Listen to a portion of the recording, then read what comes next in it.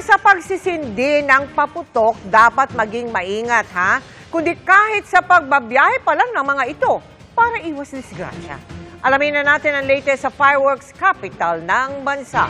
Mula sa Bocaue sa Bulacan, nakatutok live si Chino Gaston. Chino? Mel, ilang araw na lang magbabagong taon na kaya naman dagsa ang mga mamimili ng paputok dito sa tinaguriang fireworks capital ng bansa sa Bocaue, Bulacan. 5 taon na mula ng aksidenteng magliyab ang tricycle na ito sa Bocaue, Bulacan matapos kumiskis at mainitan ang mga karga nitong kwitis hanggang tuluyang pumutok. Bago niyan, meron ng batang nasawi sa pagsabog ng isa pang tricycle sa Norzagaray, Bulacan dahil naman sa paputok na hinihinalang dumikit sa mainit nitong tambutso. Para maiwasan ang mga ganitong pangyayari, kabilang ang tamang pagbibiyahe ng mga paputok sa ipinapaalala ng mga otoridad sa mga namimili ng paputok at pailaw sa Bocaue, Bulacan.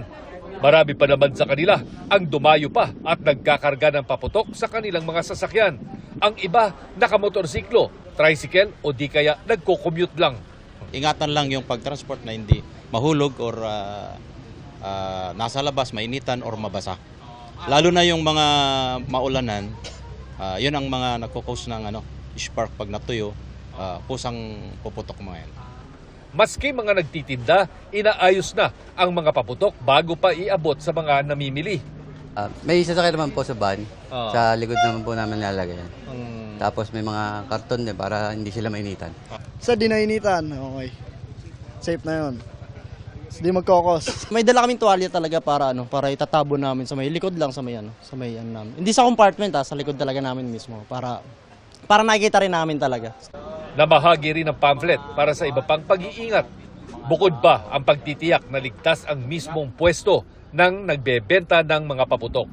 Alinsunod sa safety standards ng BFP, may kanya-kanyang fire extinguisher ang bawat stall at mga drum ng tubig at buhangin sakaling mangyari ang hindi inaasahan. Bawal siyempre manigarilyo sa compound ng stalls para di maulit ang mga pagsabog at sunog na nangyari sa mga pwesto ng paputok sa Bocaue noong bisperas ng taong 2008 na tumagal noon ng 1 oras at ikinasugat ng 7 tao. May mga nakaantabay ding fire truck, ambulansya at mga bombero at pulis sa lugar. At kahit ligtas na maibiyahe ang nabili, paalala ng Health Department, ingat din sa pagsindi ng mga ito kahit pa yung legal. Sa mga naitalang fireworks-related injuries na abot 90 na, hindi raw nagkakalayo ang pinsalang dulot ng legal at illegal fireworks. Matindi po ang paalala mga kapuso ng ating mga otoridad sa pagsalubong sa bagong taon at tila marami kasi ang excited na magpaputok sa pagsalubong ng bagong taon kung dami lamang ng mamimili ang ating pagbabasihan. Mel. Maraming salamat sa iyo, Chino Gaston.